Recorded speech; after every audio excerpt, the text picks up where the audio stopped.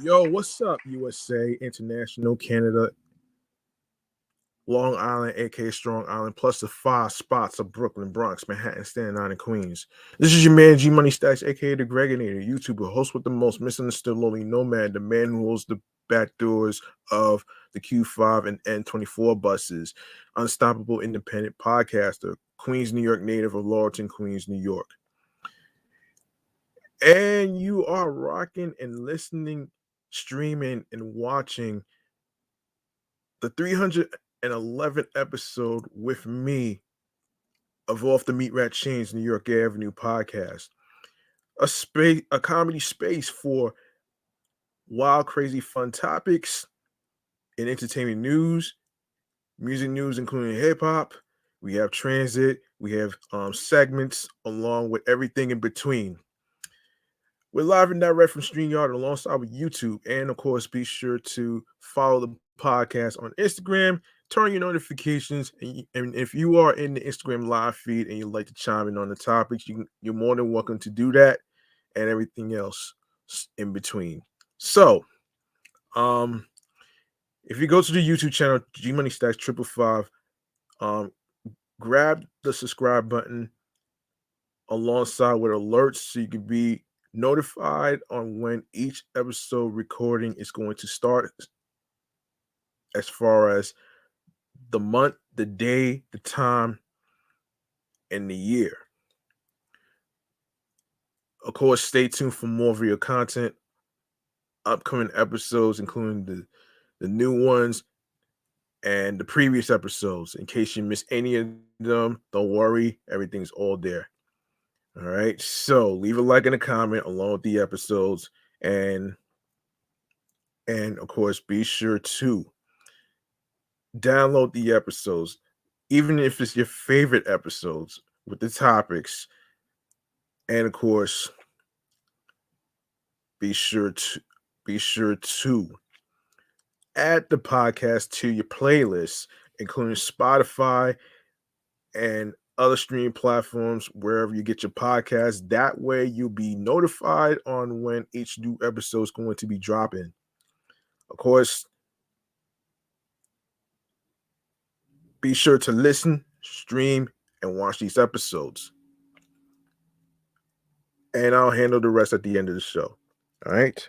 Hold on.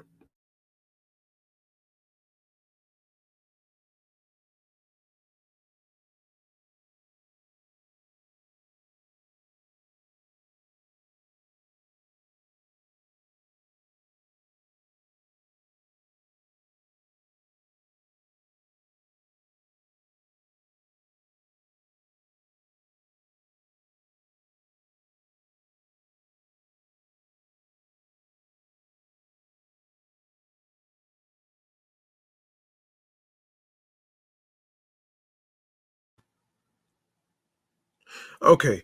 What do you say we cut to the chase with the New York mass transit files? All right. Let's do this.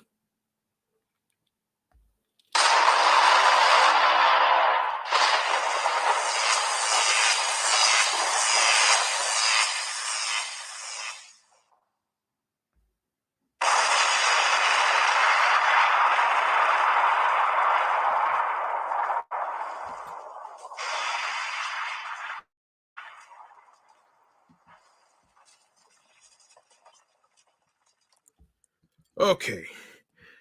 All right. So, here's what's happening here, according to the New York Post.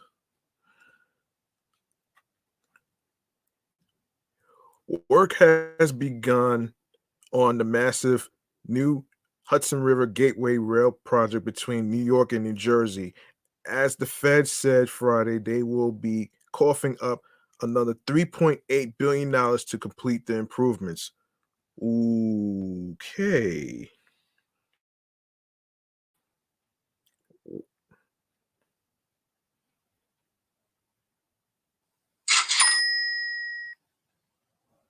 So, so here we are. I'm sorry, if you're hearing this. voices outside. But anyway, let's let me continue. What's going on here? Yeah, so the hold on.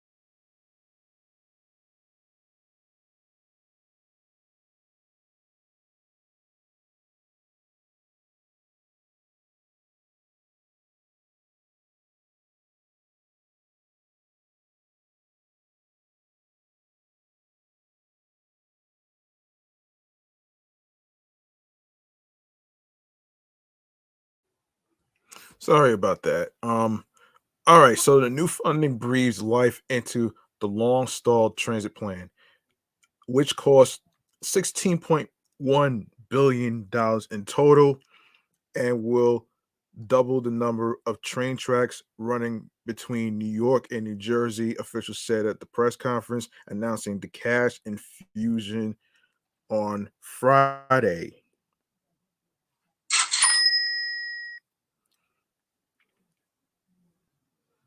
Um, it's all systems go. No turning back, said U.S. Senate Majority Leader Chuck Schumer, calling the Gateway project the most consequential infrastructure project in all of America. With all these new dollars, Gateway is secure, Schumer said. No, Schumer added, excuse me. The new link is expected to be completed by 2035, which is a long ass time, with the rehab exit of existing tunnel to be completed over the following 3 years, officials say. When the two-step project is over, the three major railroads will have four tracks they can use to run trains between New York and New Jersey. Um, I don't know why this is popping up. Um, don't know why this is popping up though, but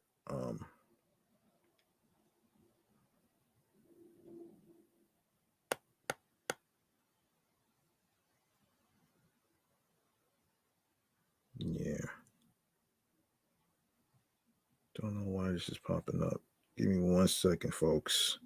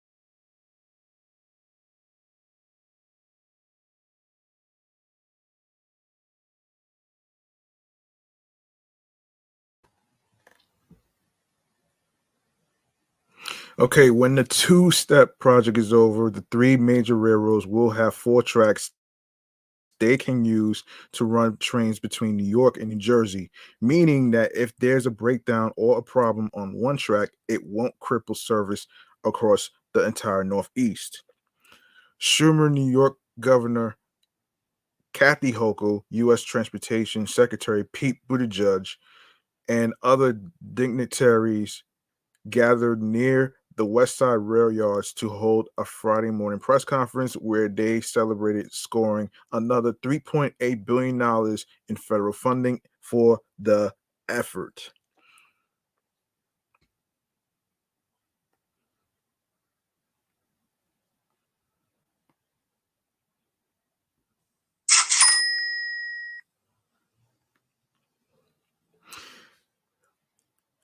All told, the federal government and Amtrak have promised or provided roughly $12 billion in funding, which accounts for three-quarters of the price tag.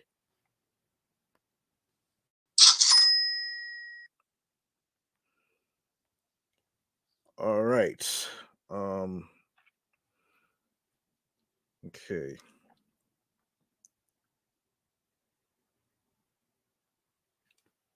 Additionally, officials said they are beginning construction on the underground linkage between Penn Station and the to be built tunnel.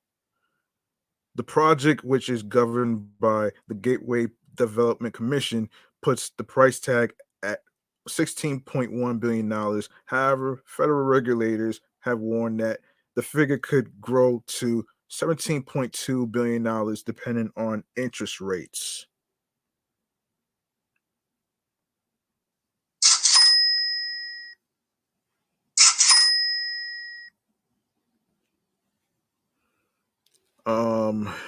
All right.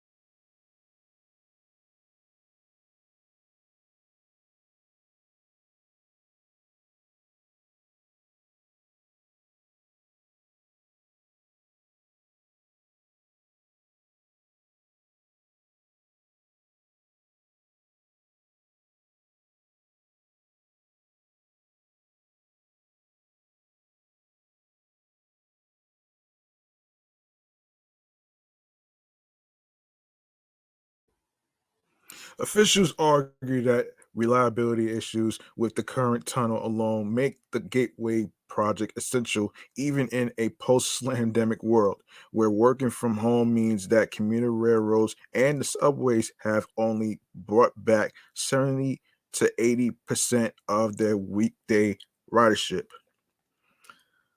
Those pre-slamdemic trains were packed to the point of overcrowding as commuters were forced to stand in the aisles while the railroads tried to shove so many trains into the existing two-track tunnel that any delay quickly wrecked schedules for the entire commute. The new tracks officials say will fix the reliability issues as well as one of the biggest bottlenecks that forced riders for years to change trains in New York or switch to ferries or the path at Hoboken to come into Manhattan. However, one major jam remains Penn Station itself. The West Side Rail hub can only fit up to 24 trains per hour running under the Hudson River as it is currently configured and operated. The new tunnel and tracks could fit 48 or more.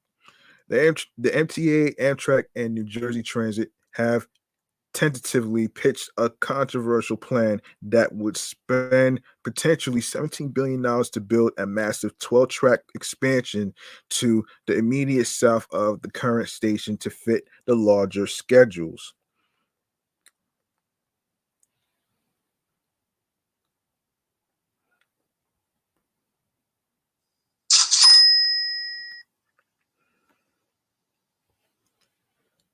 However, advocates have demanded the railroads come up with a plan that squeezes more capacity out of the existing station complex. Um, Let me see.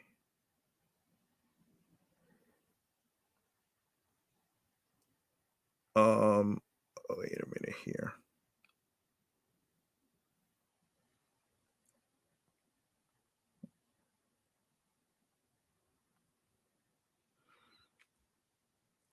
Okay, so the MTA internally developed a program that could increase the existing station's capacity by as much as 45% by improving the signal systems and, most crucially, having the railroads run more efficiently and cooperate more closely on schedules and service. It would cost just a fraction of the Penn Station tag at approximately $3 billion.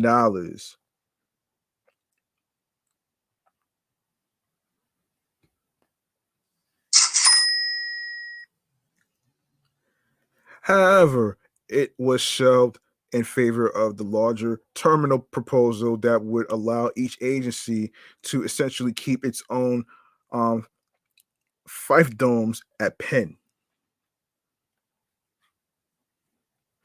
Next, we have an incident that took place in Brooklyn by the Ralph Avenue train station.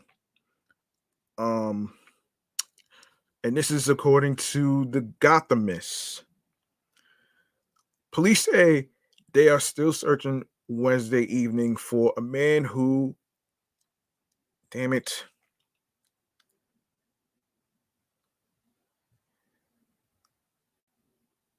can we get rid of this, please?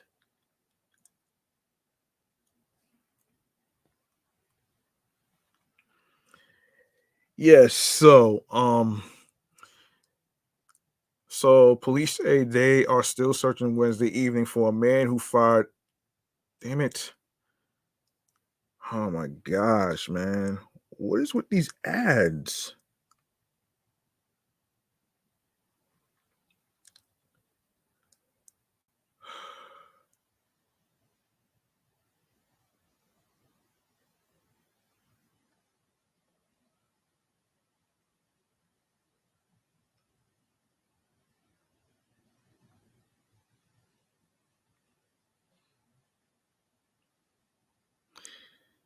Yeah, sorry about that. Um, yes, so police say they are still searching Wednesday evening for a man who fired a gun on a C train at rush hour Tuesday, hitting a teenager and a 52-year-old bystander. The shooting happened during rush hour. No, yes, the shooting happened during evening rush hour Tuesday on a northbound train as it pulled into the Ralph Avenue station in Bedford Stuyvesant, Brooklyn. An NYPD spokesperson told Gothamist. The shooting happened during eve- yeah, I reread that. The suspect and a 17-year-old on the train got into a verbal agreement.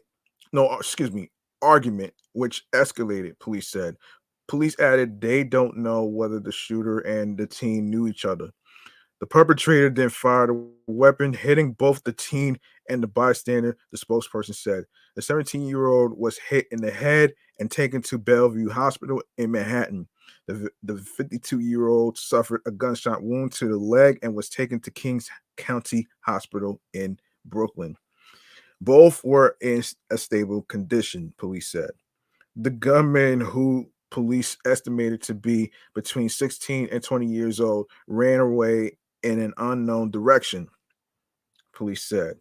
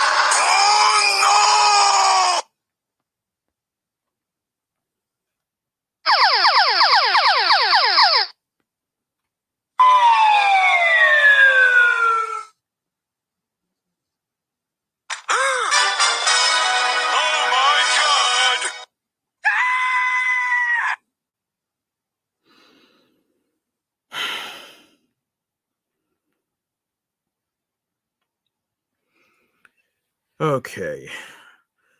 Like, this is the most hold on a second here. This is the most dumbest shit that I ever heard. And it's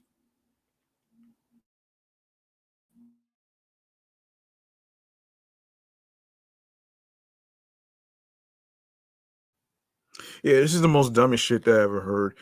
Um, and it's happening repetitive yeah, it's happening repetitively. It's like, what the hell, man? Like, seriously. Subway stations used to be safe, but it's not safe no more. So it's like, what the hell, man? Like, this is so fucking crazy. It's so fucking crazy to me, man. All right, so Bedford Stuyvesant resident Hernan Mercius said he arrived in the Ralph Avenue station shortly after the shooting to police and detectives blocking off turnstiles and directing people out emergency exits. Two ambulances were outside the station. It makes me think it could have been me, he said. At the Ralph Avenue station Tuesday, two officers were in the station policing the platform and the turnstiles, while Gothamist was in the station. The officers ticketed one man for fare jumping and arrested another for failing to produce ID after jumping the turnstile. Uh, about a dozen commuters who spoke to Gothamist said they were not aware there was a shooting. When he learned of the incident, Brooklyn resident Gabriel um, Kuason said random acts of violence are some of the most frightening things for him as a commuter. However, the incident wouldn't stop him from taking the train. Resident Shakem Coleman said it made him worry for his mother, who regularly commutes on the train. And he's And end quote, I'm from New York all my life, so I'm more so used to the craziness. But hearing that there was a shooting, it's a little shocking. I can't say that's shocking though, but it I can't say that's shocking in Brooklyn and Queens all the time. And of course, Brooklyn, Manhattan, and stuff. I can't really say that though, man. It's been happening for years, folks. Um, So, you know what I mean? Sammy Frank works on Fulton Street near the station and normally commutes at rush hour. He said he would like to see more police on the trains. It is scary, he said. I've never heard of something like this happening around here. Bedford, Bedford Stuyvesant resident RuPaul, not to be confused with RuPaul's Drag Race and that CBS TV show he has. Um, Yeah, RuPaul um Takar said she normally feels safe at the station, but the incident made her not want to take the train anymore.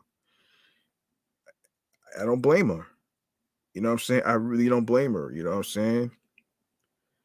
Yeah. Um, yeah, I don't blame her, man. Let's see what we got going on here. Yes, so all right, we need to talk about Brooke Shields. Yeah, we need to talk about Brooke Shields though. Apparently Brooke Shields had a seizure while in apparently she had a seizure while she was in New York. I was like, "Oh shit." So, why did this happen? I am going to discuss that in a segment that most of you are familiar with, which is chatting or the jazz. With all the familiar topics trending in local. Here it is. So hang on a sec. Yes, here we go. Come on, come on.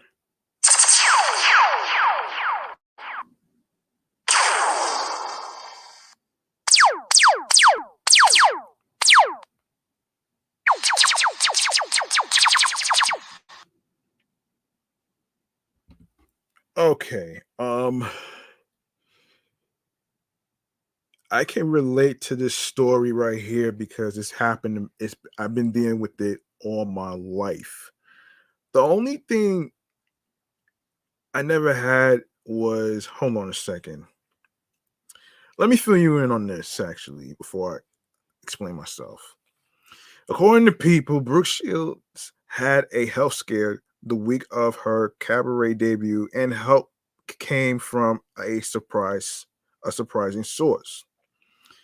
The model and actress, age 58, revealed in her New Glamour 2023 Woman of the Year cover story that she suffered a grand mal seizure before a performance of her one woman show, previously owned by Brooke Shields, at the New York City's Cafe Carlisle, a famed performing arts venue and restaurant. I was preparing for the show, and I was drinking so much water, and I didn't know I was low in sodium. Shields recalled to Glamour, I was waiting for an Uber. I get down to the bottom of the steps, and I start evidently looking weird, and the people I was with were like, "Are you okay?" She explained that she left home, but kept getting asked by her companions if she was all right and needed some coffee. She said she walked to a corner outside and felt discombobulated before heading into nearby NYC restaurant El Arts um El Artusi. Yikes. Yikes, man. Yikes is pretty scary, man. That's scary though, man. That's very scary.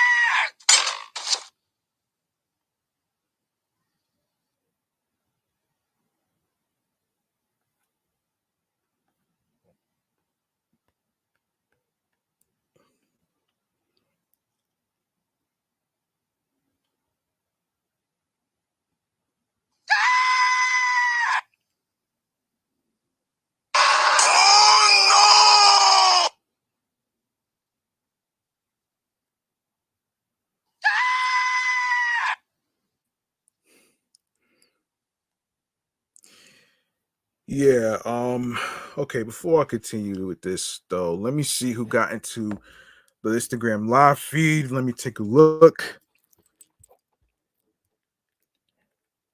Azalea Corbet, thank you for watching. Um, okay. Let me continue this. So I didn't have hold on a second. Hold on a second. That's not where I was. Um, I go to the Somalia who had just taken an hour to watch my run through. Everything starts to go black.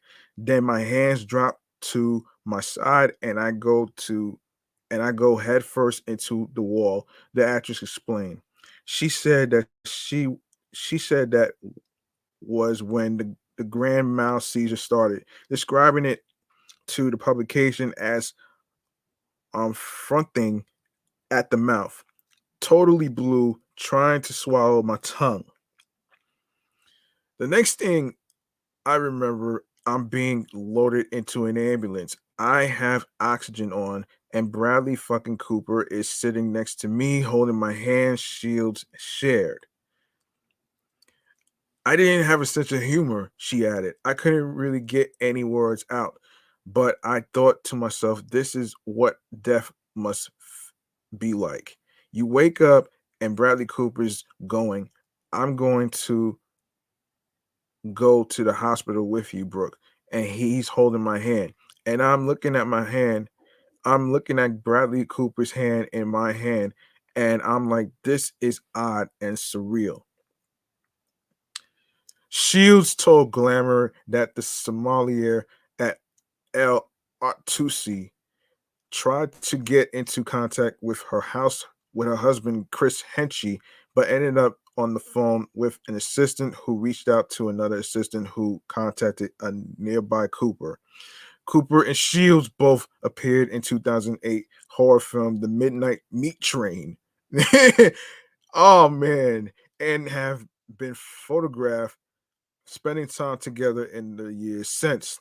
Once she got to the hospital, Shields said that the doctors thought my brain was seizing and had EEGs. Um, um, let me see, catheters and IVs at the ready. I was stuck, and then they put me into ICU, and that's where I got bronchitis. She recalled. Um, Ultimately, Shields said doctors determined that low sodium caused the seizure after she consumed too much water. She explained, I drowned myself, and if you don't have enough sodium in your blood or urine or your body, you can have a seizure. Okay, before I continue this, let's break down what sodium is because let's break down let's break down what sodium is. What is sodium and the benefits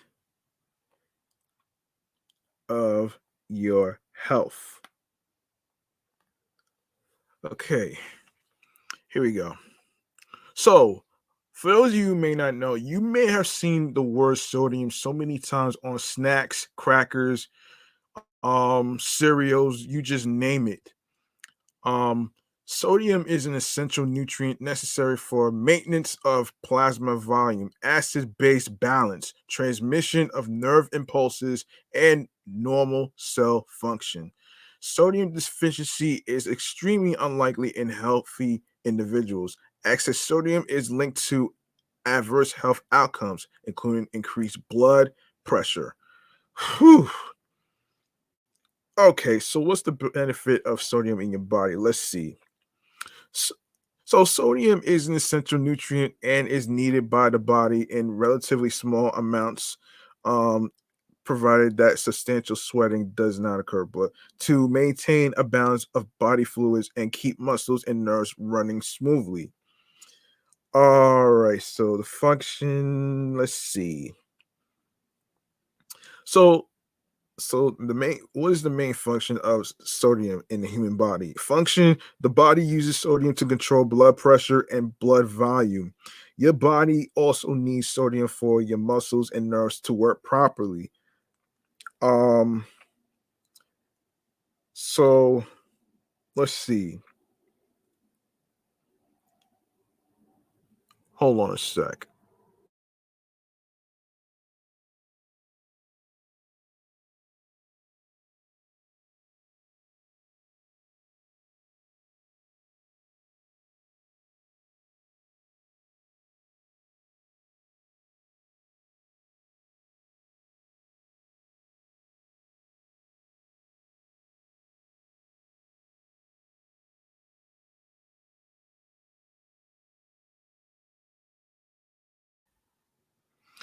Okay, so how much sodium is healthy in a day? The daily limit set by nutrition experts in the US is 2,300 milligrams a day for people ages 14 and older.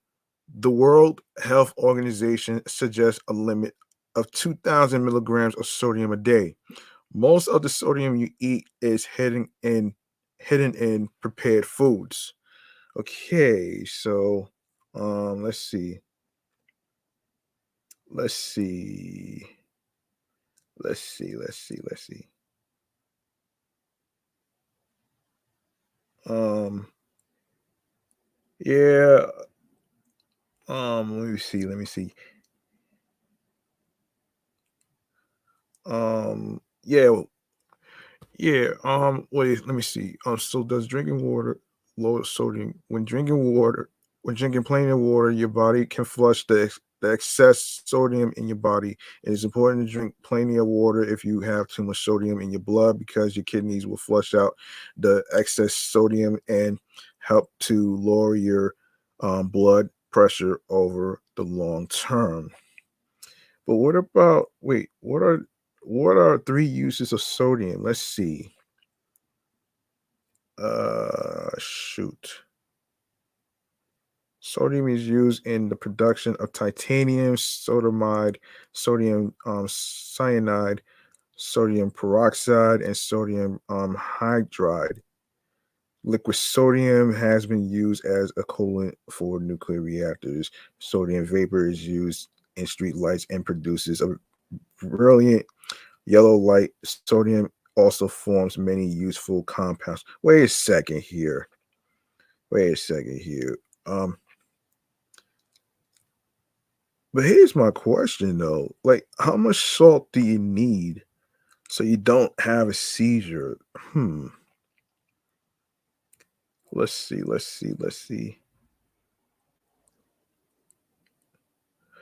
Let's look up how much salt you need. Let's take a look here. How much salt do you need as sodium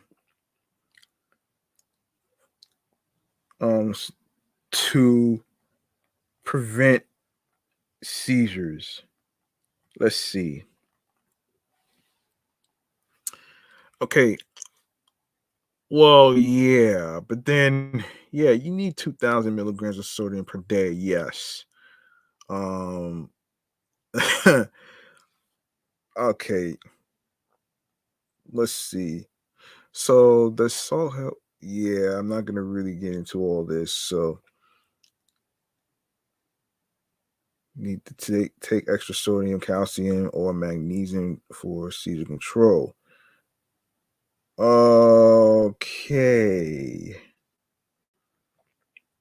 All right. Minimum amount of salt you need daily. Okay, so let's see. The body needs only a small amount of sodium, less than 500 milligrams per day to function properly. That's a mere smidgen, the amount in less than one-fourth teaspoon. Very few people come close to eating less than that amount. So let's see. Yeah, U.S. consensus for moderate sodium intake is 2,400 milligrams per day. Diets that are restricted to 2,000 milligrams a day make it even more important to include as many low salted foods as possible. Okay, now that you know what sodium is, and of course you need, and need, of course you need salt in your life too, but not too much salt, but have a balance. So there you have it right there. Let's see. Let's see. Where were we? Let's continue where we left off here. All right. So Shields also told Glamour that she focuses more on keeping her major organs healthy rather than trying to fit a certain ideal. I love food and I love alcohol and I love life and I want to be healthy for my heart. She said, I don't like going to the gym. I like Pilates. That's where I am. And I am tired of not feeling skinny enough. It's boring and it's a waste of my time. Before I continue, um, man, I can relate because it's been going on with me for years actually. Um it's crazy. It's crazy to me that it happened to me when I was 14. I was between like what 13, 14, and it was a nightmare for me. This is not something this is not something you was born with. Y- th- I don't think people were born with seizures, okay? People were not born with seizures. And the thing is, you know what I'm saying? You sometimes there's certain things you can have. You can have certain things that have salt. Um, from what I heard, it was lack of salt. And I need salt because it's very important. So is water, so is certain amounts of particular foods that I eat, whether it's fried chicken, whether it's rotisserie chicken, um, rice, whatever, you know what I'm saying? And I do feel for her because it happened to me. And for years and years and years, I struggled to to to not have any more to not have any more blackout seizures. I don't want to faint anymore. So I always try to make sure that I don't faint anymore, not just with water, but also make sure that I have, a little snack on the side, especially if I'm going home from a long day at work. So yeah, um, I really hope that Brooke Shields feels better, and I hope I can stop fainting from blackout seizures. It's not easy. I know it's easy said to say to a person, stop having more blackout seizures, but it's not easy. You don't know what's going on inside your cerebral system of your brain. Because the thing is, your brain provides electricity. You know what I'm saying? That's how it gets everything in your cerebral system to work. And the same goes with you know, our bodies, our muscles, and everything else. You don't necessarily have to cut everything out. You can have a balance. It may not work for diets may not work for everybody, but you can try balancing things out. And I think the lesson in my case the from fainting with the blackout seizures is not just the amounts of water, but to make sure that you have a little snack on the side that you enjoy, whether it's salt, saltine crackers with salt, whether it's like, sugary stuff that provides you energy, something that you enjoy, not based on other people. You know what I'm saying? So you should do, you should do what clicks and what makes sense to you. All right. And that's just my take on it. So there you go. Um okay, so let's go into something lighter. Let's go into something lighter, shall we? Now, hold on a minute here. And I have to really talk about this one too, man. This is very interesting about Andre 3000.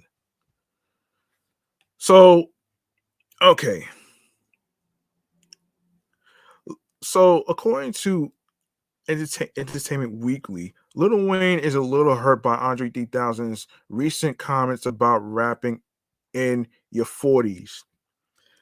In a conversation with Tiger on his Young Money radio show, Wayne, age 41, responded to a quote by Andre, age 48. I read a depressing quote or two from someone that I respect a lot in hip hop and music, period, Wayne said. They were asked why you ain't been doing music. And they were, hold on, I'm sorry.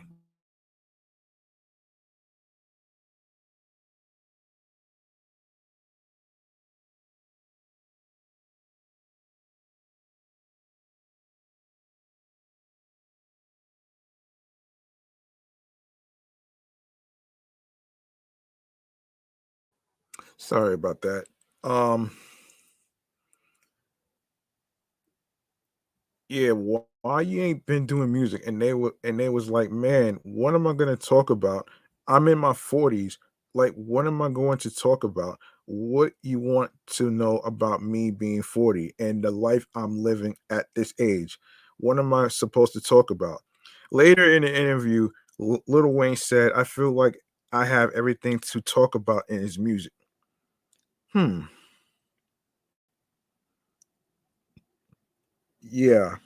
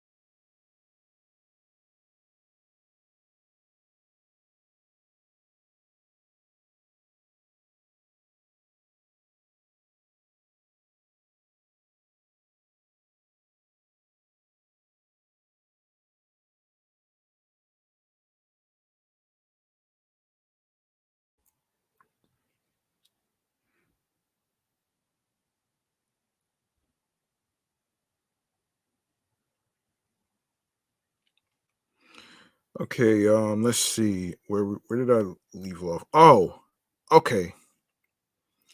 So let me see where I left off here. Yes, later in the interview, Lil Wayne said, I feel like I have everything to talk about in his music. Wayne was referring to Andre 3000's recent proclamation that he doesn't have much to say lyrically. Even now, people think, oh man, he's just sitting on raps, or he's just holding these raps hostage. I ain't got no raps like that. He said in an interview with GQ. It actually feels sometimes it feels inauthentic for me to rap because I don't have anything to talk about in that way. I'm 48 years old, and not to say that age is a thing that dictates what you rap about, but in a way it does. And things that happen in my life, like what are you what are you talking about? I got to go get a colonoscopy. What are you rapping about? My eyesight is going bad. That's not to say that Andre hasn't tried to record more rap music though. I've worked with some some of the newest, freshest, youngest, and old school producers. He said, I get beats all the time. I try to write all the time. The Outcast alum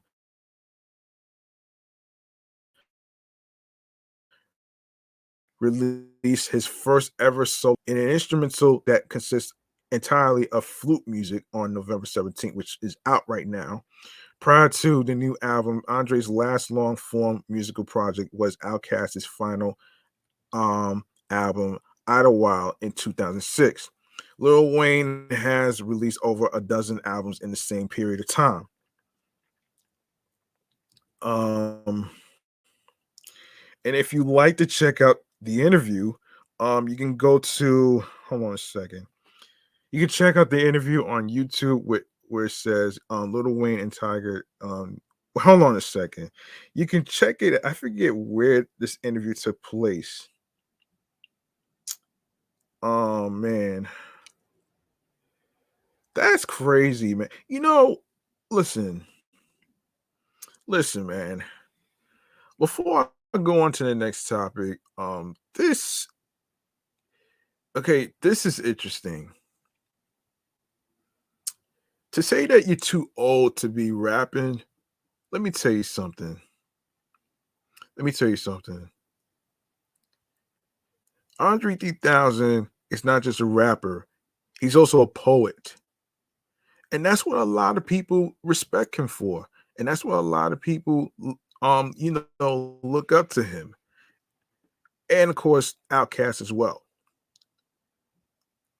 Now, look at like you got people like Lil Wayne, Nas, and other people who are still doing music after their 40s and 50s. And you'd be surprised. I think you have to not let age get the best of you in your career.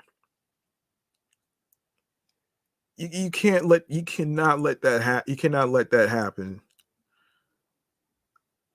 You shouldn't be discouraged because you're 48 years old. You know what I'm saying? And I'm pretty sure, oh, a lot of folks out there who love listening to music that has lyrics, but this one's a little different. You know, with a flute, eh, with a flute throughout the whole album, eh, I don't know because you know some people are used to listening to music with bars, whatever. But maybe it's not everybody's cup of tea. But I want to make this a question actually. For you folks out there. Let me know in the comment section and on YouTube and of course Instagram live. Do you think that Andre 3000 is too old to be rapping, even though he mentioned that he is 48 years old? You may not have any topics to talk about, but you're not going to be able to but you may not be able to please everybody. You may not be able to because you may not be able to please everybody. So do you be you be the best authentic self you can be, Andre 3000, because a lot of people look up to you for inspiration. I mean, don't give up on yourself because of your age. You know what I'm saying?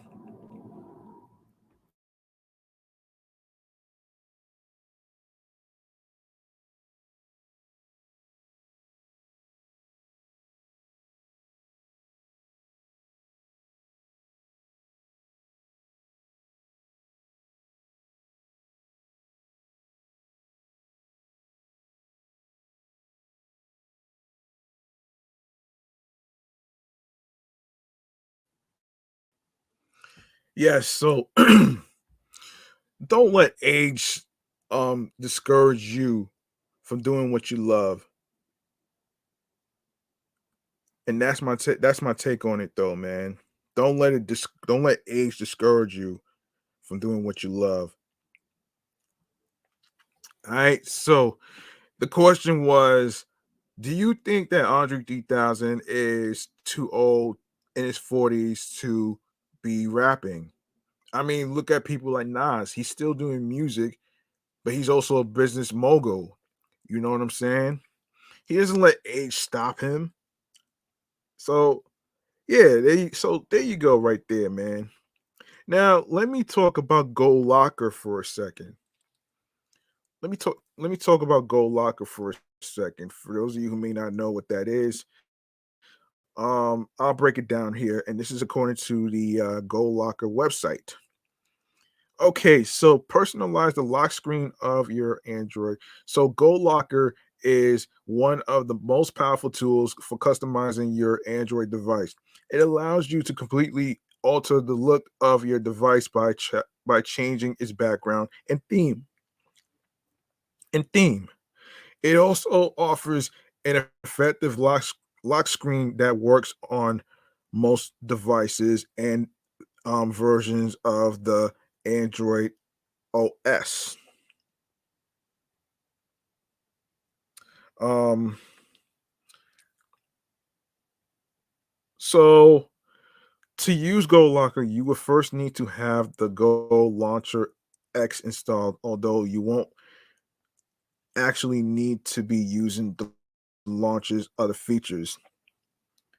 So yeah, so there's lockers, there's themes, s- screen lock photo. So opening Go Locker, you are presented with a default theme, but this is heavily customizable.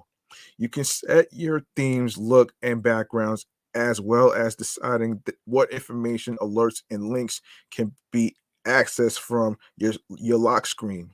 It also features a music player that links to Spotify, Google Music, and other music apps without the need to unlock your phone. To help you with the personalization of your phone, GoLocker enables you to download dozens of different free and paid themes to match your mood. Each has its own custom background, method of unlocking, and advanced options, letting you make your phone look however you want. Outside of its themes and appearance, GoLocker's um, general options are quite limited. You can set the default background for any screen, choose between numeric or pattern unlock, and set the code, and also select the sound various actions make. The usefulness of all this will be dependent on your current device. If your default Android OS options are not meeting your needs, then the Go Locker is the perfect app for you. However, many of its features now come as standard on newer devices. Now, here's the pros and cons behind Go Locker. So the pros goes lots of personalization options, plenty of available themes, allows access to programs and alerts, lightweight, demanding few additional resources from your device. And the cons needs Go Launcher X to run limited usefulness for newer Android OSs. Wow. Wow. So, yes, so there you go right there. There you go right there. Um Before I continue with the music news, I actually want to damn man. I should have did this during the Andre 3000 thing. I should have did this in an Andre 3000 thing. The thing with the flutes. Um I don't know, man, but I don't know. But this is just hold on a minute here. This is crazy, man.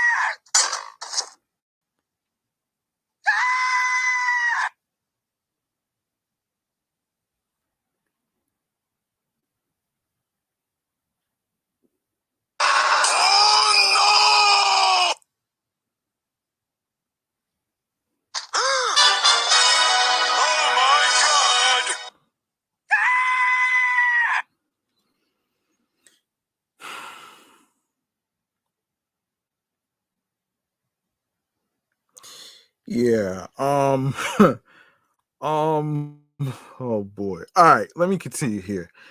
And according to Hot New Hip Hop, Neo released a remix to Link Up, which features Fabulous.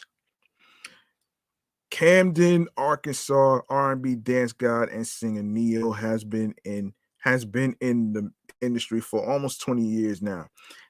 That is crazy to believe, as we are just about 2 years or so away from that milestone. To some, he might be way past his prime, while that is up for debate. Neo is still looking to give his fans some new material when he can. Um, Unfortunately, we were not able to cover a recent song he put out at the end of September. He has a new single out as of the 29th of that month called Link Up. While it does not really showcase his vocal chops all that well due to the auto tune and layering of his voice, it still has a catchy chorus. It is a song about how he is trying to get this girl to change her mind about him by doing whatever she wants. Um, After just a month, he now has a remix out for it. He nabs a feature from one of the other veterans of his generation, Fabolous. The Brooklyn rapper's verse comes toward the back end, the back end of the track. See what these two have to offer by checking out the links above. Um, what are your initial thoughts on this brand new version of Neo's Link Up featuring Fabulous? Are these two the best R&B singer and rapper duo in the game? Do you prefer the remix or the original rendition? We would like to hear what you have to say about all this. With that in mind, be sure to leave all your thoughts and options, no, excuse me, opinions in the comment section below. Additionally, always keep it locked in with um, hot new hip hop for all the latest breaking news around Neo and Fabulous, as well as all of the hottest song drops. I'm not gonna read the lyrics though, man, but y'all could actually check it out for yourselves on Apple Music and on Spotify and wherever you get your music. All right. Okay, so KRS One talks about how he was homeless, and this is from the Source website. Any avid hip hop fan can tell you there's not many people who can touch this Bronx bomber on stage or on the mic. The legendary MC KRS once recently spoke with check the archives about his iconic rap career. Back when hip hop was still new, KRS One was one of the architects in hip hop that went through many trials and tribulations for the artists that thrive in now. In an interview, he talks about being homeless when his hit song South Bronx had been released. He recalls sleeping on the train and observing teens blasting the song while he's unknowingly watched.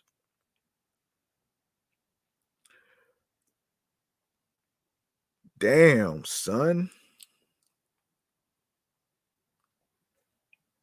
Damn. That's interesting. And that's interesting, man. And a little terrible at the same time, actually.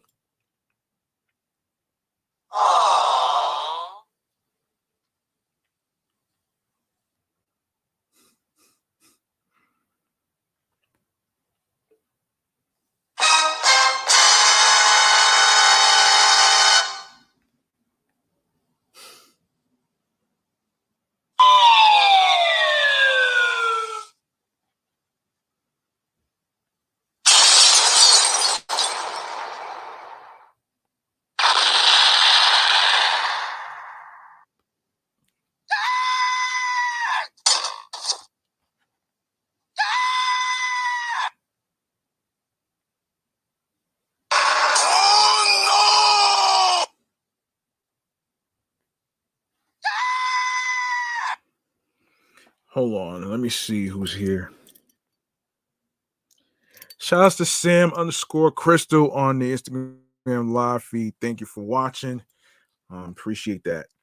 And yeah, from the age of 16 to 21 years old, one of the greatest rappers of our time slept around New York City while chasing his dreams that came to.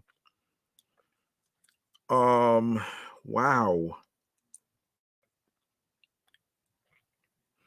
Um any any avid hip hop fan can tell you there's not many people who can touch this Bronx bomber on stage or on the mic. The legendary MC KRS One recently spoke with I already said that one already. Yeah, I already said that one already. Yes, from the age of 16 to 21 years old, one of the greatest rappers of our time slipping around NYC while chasing his dreams that came to fruition. Um, and of course, hip hop stories. You can check that out on YouTube as he explains and all that other stuff. So yeah, I'm glad he's I'm glad he's out of that homeless stage and stuff. I'm glad that he's out of there. You know what I'm saying? So you know, you know, he got out of that dark phase. So pretty much he got out of the dark phase same way Steve Harvey did when he was homeless. They both got out of that dark phase right there, man. That yeah, it's crazy, man. But congratulations to KRS One, of course, and of course Steve Harvey, of course, Family Feud and all this stuff. For making it out of the homelessness thing, because it's not easy, man. You know what I'm saying? It's not easy being out on the street struggling, you know what I'm saying? But they use their stories of how to turn a painful struggle into something good. So congrats to both of them.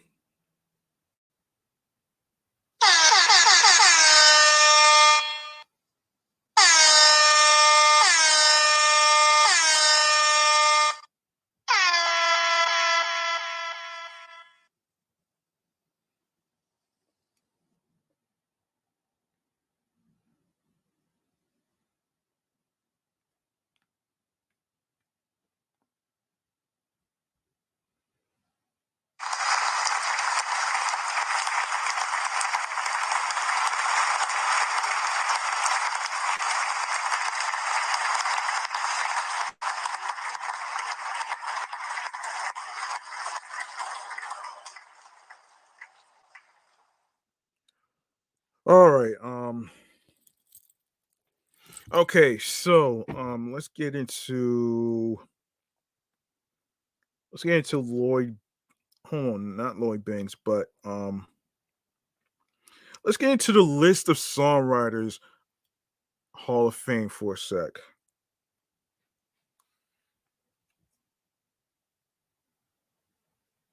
Hang on a sec.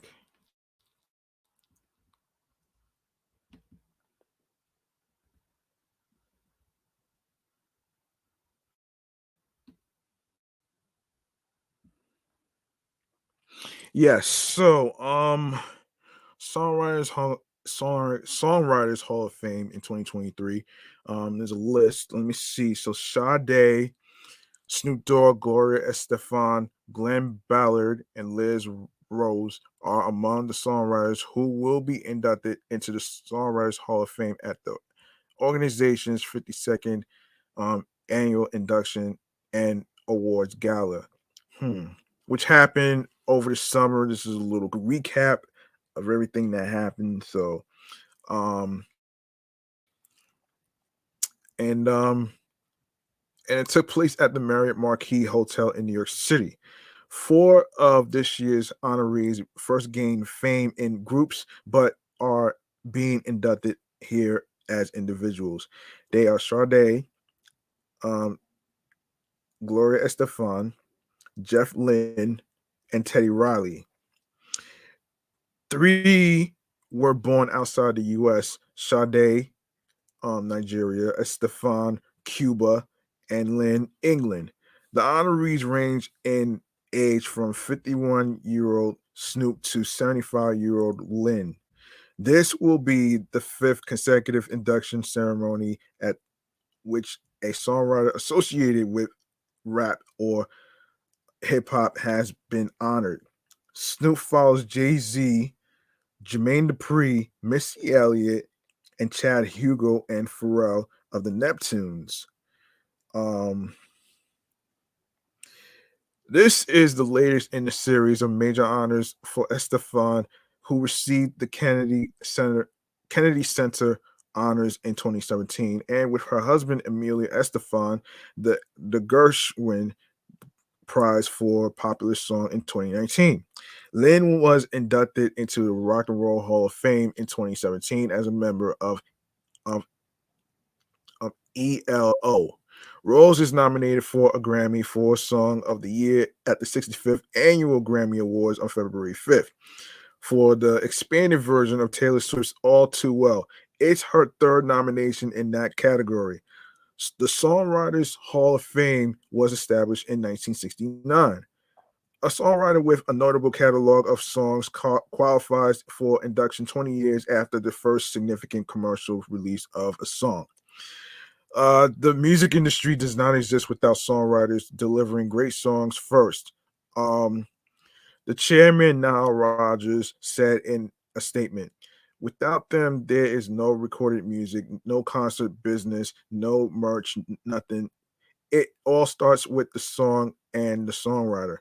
12 performing songwriters or songwriting teams and 12 non-performing songwriters or songwriting teams were on the ballot to join the Songwriters Hall of Fame. Performing songwriters who were passed over in the voting this year are Brian Adams, Vince Gill, Patti Smith, and Steve Winwood, plus four collectives: Clem Burke, Debbie Harry, Chris Stein, um, Tom Johnston, Michael McDonald, Patrick Simmons, the Doobie Brothers, Ann Wilson, Nancy Wilson, and Bill Perry, Peter Buck, Mike Mills, Michael Stipe. REM. Non-performing songwriters who were passed over in the voting this year are Dean Dillon, Fran Gold, Roger Nichols, Dean Pitchford, and Tom Snow, plus four collaborations: Lynn Ahrens, Stephen Flaherty, Bobby Hart, Tommy Boyce, Sandy's Linzer, Denny Randell, and Dan Pan Spooner Oldman. Recipients of special awards, including the Johnny Mercer Awards, the Songwriters Hall of Fame's top honor will be announced later. Of course, obviously, yeah. So, yeah, Snoop Dogg is included. Yeah, this is crazy, man. So Snoop Dogg got 16 nominations. Damn. Oh man. 16 nominations. Wow. So sample credits, Drop It Like It's Hot, Nothing But a G Thing, Young Wild and Free, Gin and Juice, next episode. 16, including four in songwriting categories. He was nominated for Best Rap Song for co-writing Beautiful, a collab with Pharrell and Uncle Charlie Wilson. Drop It Like It's Hot, a collab with Pharrell. His solo hit Sexual Eruption or Sexual Seduction. And Young, Wild and Free, a collab with Wiz Khalifa and Bruno Mars. Despite 16 nominations, Snoop has yet to win a Grammy. He did win a Primetime Emmy last year for the Pepsi Super Bowl Super Bowl 57 halftime show starring Dr. Dre, Snoop Dogg, Mary J. Blige, Eminem, Kendrick Lamar, and 50 Cent. So yeah. So Sade, sample credits, smooth operator, no ordinary loves, the sweetest taboo, by your side, is it a crime? Oh boy. Um, so 8 nominations for Sade, um, 12 nominations for Glenn Ballard, Man in the Mirror, You Ought to Know, Hold On, The Voice Within, The Space, um, yeah, The Space Between. Um, yeah, the Space Between. Let's see. Let me see. Yeah, and yeah, Gloria Estefan, 12 nominations. Anything for you, don't want to lose you. Words get in the way, rhythm is gonna get you. Let's get loud.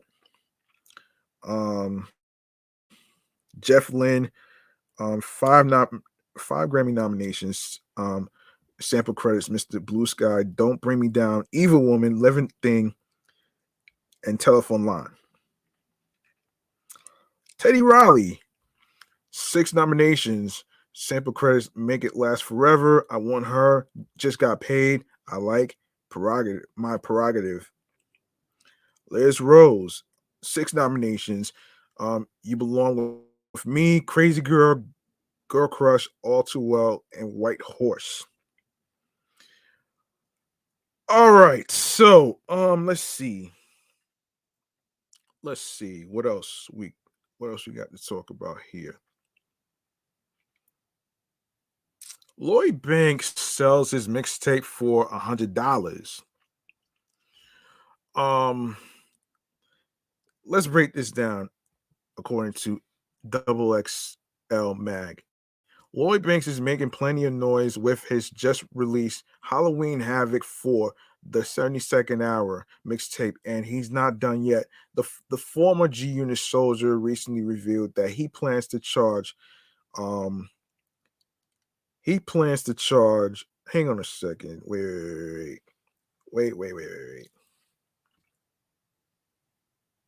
Just a minute here. Yeah, he plans to charge $100 for his next mixtape project, Cold Corner 3. $100. Shit. $100 for a fucking mixtape. Man, I get the hustle. I get the hustle behind it, but at the same token, I don't think too many people would actually spend $100 on a mixtape, man. That right there is just I don't know, man. I don't know. I don't know. That's crazy, man.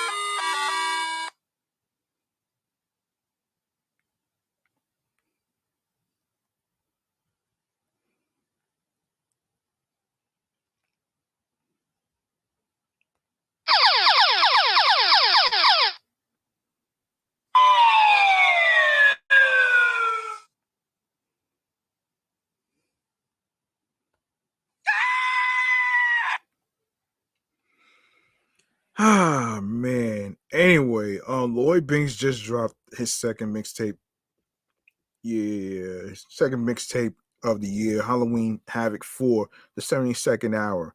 And he's already got plans for his next project. The Queens, New York rhymer jumped on X, formerly known as Twitter, last Wednesday, November 1st, to announce that Cold Corner 3 will be a paid release, costing fans $100. Shit. Shit. Shit. I wish. um Shit, I wish. In response to a person who seemed shocked by the rap vet's output of dropping two stellar mixtapes in 1 year, the course of the inedible three pieces of my pain and now Halloween Havoc 4, the the former G Unit member told his fans yeah. The former G Unit member told the fan his future plans for Cold Corner 3. CC CC3 won't be on streaming sites, he tweeted. Only available through me for $100. Then we'll see if they back the talking up. Another fan chimed in and expressed his concern that $100 for a mixtape is too pricey, but Banks was undeterred. The person wrote, "Damn, dog, this economy sucks at that 100 is crazy high. I've been waiting for that shit for a decade. I'll probably buy it, but damn. How about $50? Tears of joy." Banks replied, $10 per year? That's not bad. Nevertheless, Banks seems to be in high demand from his diehard fans. Is Lloyd Banks following Nipsey Hussle's blueprint? It seems that Lloyd Banks is emulating Nipsey Hussle's cash on delivery blueprint. In 2013, the late rhymer sold 1,000 copies of his mixtape, Crenshaw, for $100 each. Even Jay-Z was among the buyers and was so impressed by Nipsey's hustle that he copped 100 units himself. 2 years later, Nip charged his fans $1,000 apiece for his 2015 limited edition project Mailbox Money. Nip reportedly sold 60 copies of the tape within a month. $1,000 for fucking wow. Whoa, whoa, whoa, whoa, whoa, whoa, whoa, whoa, whoa. $1,000 for a music project? The fuck?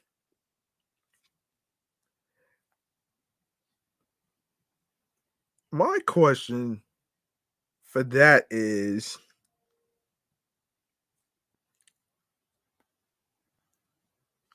why? Yeah, that part right there, man. I don't know, man. Yeah. Oh man, that's crazy, man. Of course, that's gonna get a lot of people angry, though, man.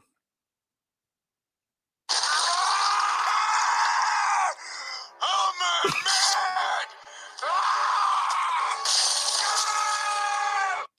Of course, people are gonna get upset at this, though, man.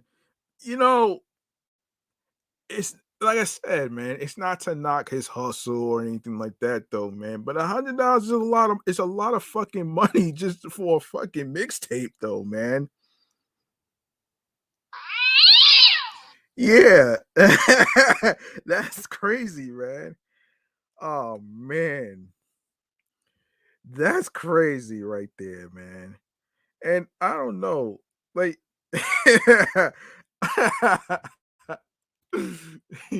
yo, y'all let me know in the comments and on YouTube, man. Do you think it's a lot of? Do you think $100 for a mixtape by Lloyd Banks is a lot of money? Like, think about it though, folks. You know what I'm saying?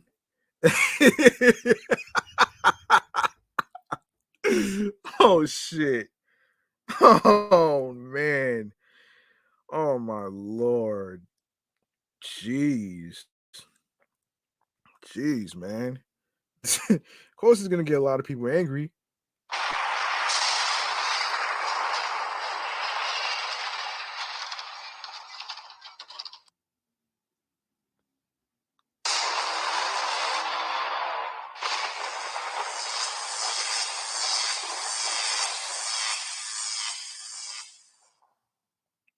Yeah, $1,000. $1,000 for a fucking music project. Come on.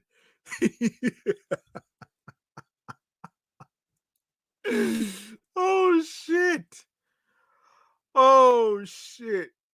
$1,000. If I had $1,000, I wouldn't even waste it on a music project though, man. I put that shit in my savings. Oh no, no. Oh man, that's crazy right there, man. Oh Lord, that's crazy, man. All right, check out Lloyd Banks' tweets and listen to his mixtape Halloween Havoc for the 72nd hour below. That's crazy, man. Yeah, you can even listen to it on Spotify and all that other stuff right there, man. So there you have it right there, man. Oh shit. Oh my gosh, man. Let me just let me just let me just go to this next one, man, before be stuck on this shit for a while. Anyway, hip hop public health.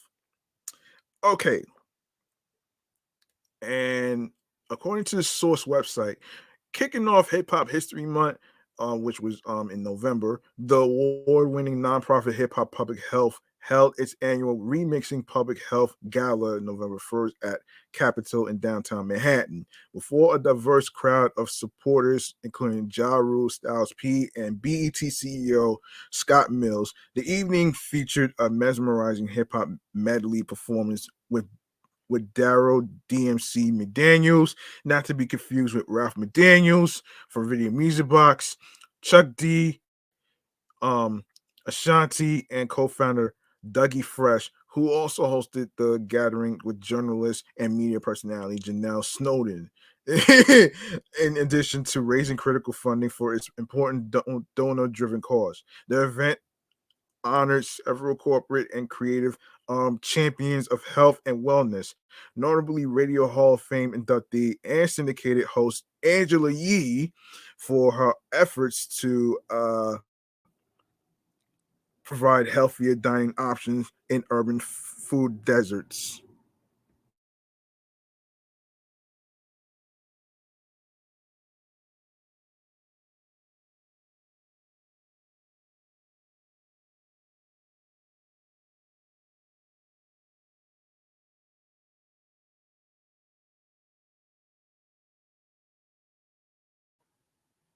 Yes, notably Radio Hall of Fame inductee and syndicated host Angela Yee for her efforts to provide healthier dining options in urban food deserts through her ownership and operations of Brooklyn eateries like Juices for Life BK.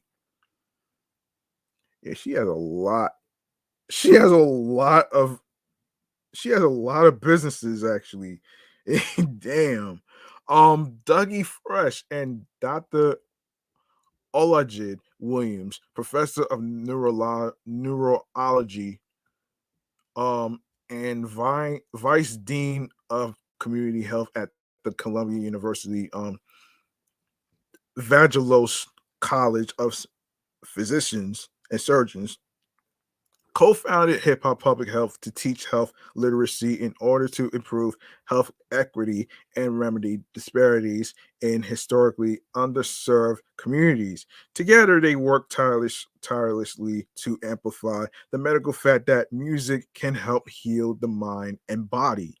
Since its formation in 2006, Double HPH has provided research-based hip-hop infused learning resources nationally to grades K through 12, K through 12, and work with Fortune 500 companies, NGOs, and other nonprofits to create culturally inclusive health campaigns. The organization has taken important health information and put it into songs recorded by popular multi-generational artists, making it easily, digestible and universally accessible. Essentially, Double HPH uses music for health education, and its resources have proven to save lives.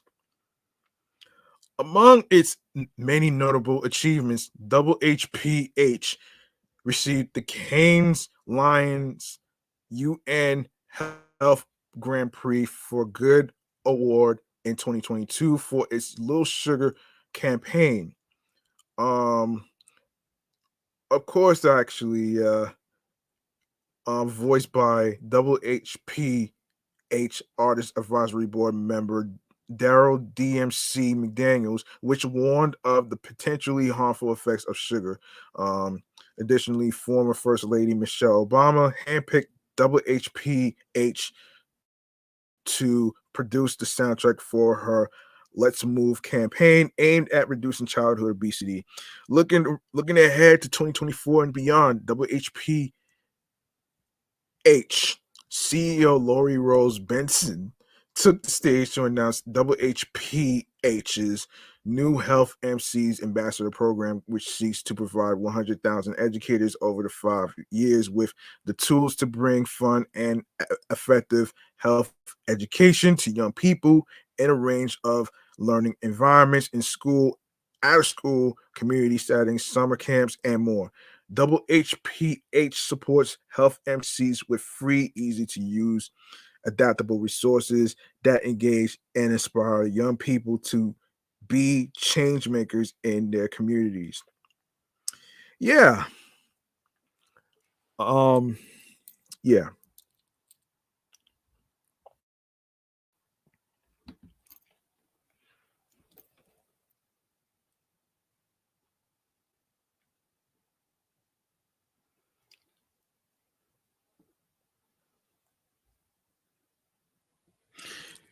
Yeah, all right. I think I'm about to wrap up here, man.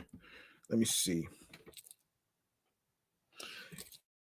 I think I'll wrap up right here.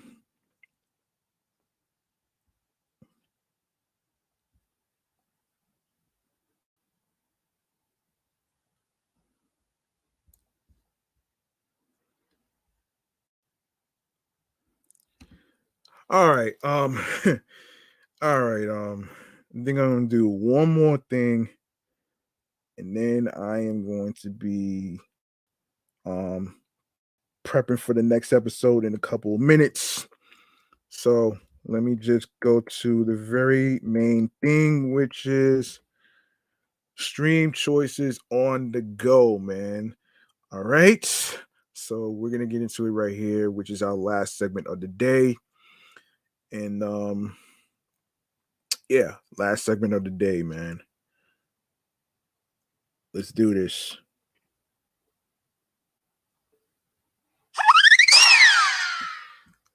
Y'all know what to do, folks. Um, be sure to follow this podcast not only on Facebook but also on Threads and Instagram, alongside with my other podcast shows that I do, um, which is which is Excellent Fun Vibrant Talks podcast, the sports platform that I do, and I will be recording some episodes for my sports podcast on Sunday, and also there is going to also Meticulous Vibe Juice podcast as well, and of course this podcast right here, Off the Meat Rat Chains NY podcast, um aka Off the Meat Rat Chains New York Avenue podcast, also on the gram. And also follow me on the gram, your host with the most, G Money Stacks 555 in Queens, New York. Turn on your notifications so you can be notified when I'm going to be on Instagram live recording episodes. All right. So um all right, so if you go to the link in bio, you're gonna see a whole list of audio streaming platforms for you to for you to listen, stream, and also watch um the episodes in case you miss any of them. Don't worry. And I am going to start with Odyssey. Audible, Audioburst, Amazon Music, Breaker, Bullhorn FM, Castbox FM, Deezer, Listen Notes, Moon FM Podcast, Player FM, Pocket Cast, Podbay, Podfriend, Podhound, Podopolo, Podorama, Podcast Index, Podcast Addict, Podchaser, Podverse, Podcast Guru, Podvine, Snipped, Spotify for podcasters, Stitcher, TuneIn Radio, Google Podcasts, Radio Public, iHeartRadio, the #1 app for music, radio, and podcasts, where you can listen, stream for free. You don't need a credit card or debit card to download iHeartRadio or any of the apps that I just mentioned. Just be sure to follow and subscribe on the streaming platforms that I just mentioned. And you can do the same with YouTube. Make sure you grab the subscribe button for me alongside with alerts so you can be notified on when each particular episode is going to be recording due to the day, the time, the month, and the year on the air via live stream. So, of course, stay tuned for more video content, upcoming episodes, and previous episodes. In case you miss any of the episodes, don't worry. Everything is all there. So don't you worry about a thing. And of course, leave a like and a comment along with the episodes, with the topics being discussed. And tell me how you feel about the topics in every episode in the episodes, including this one.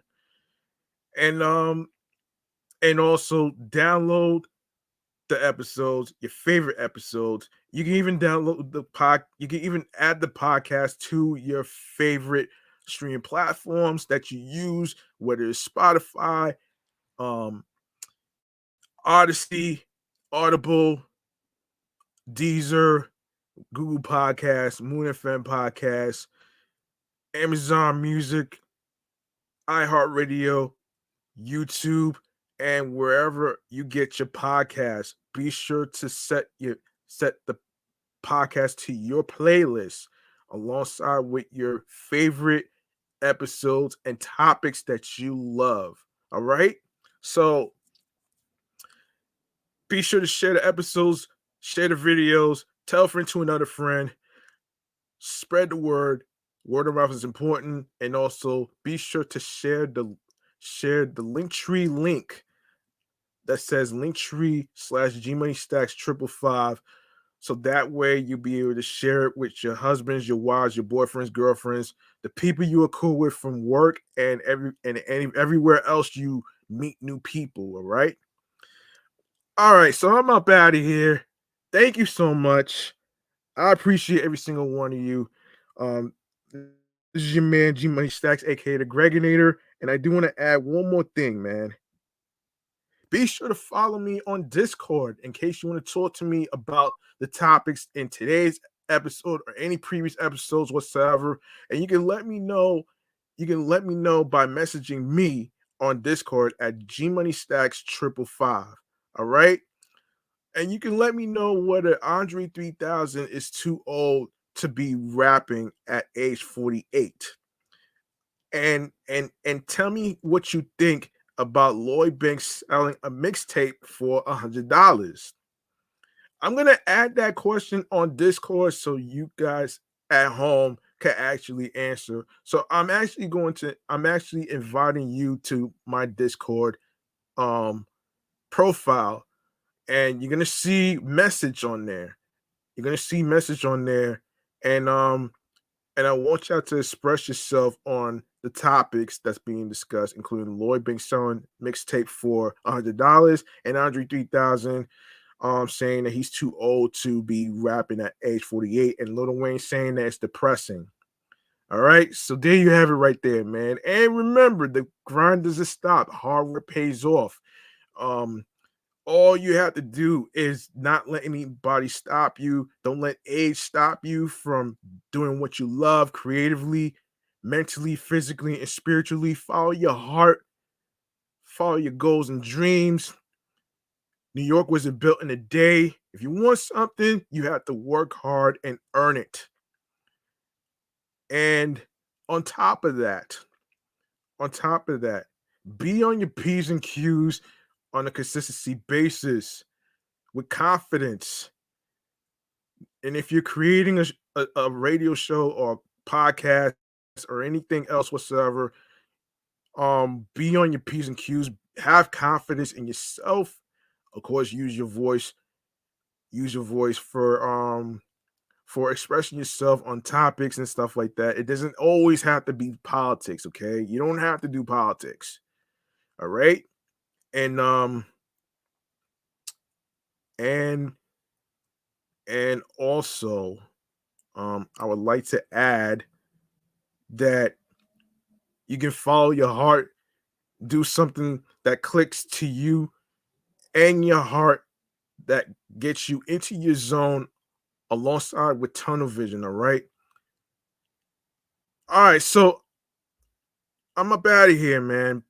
Peace out, one love. Enjoy the rest of your day and the rest of your night. Be careful out there, be safe out there.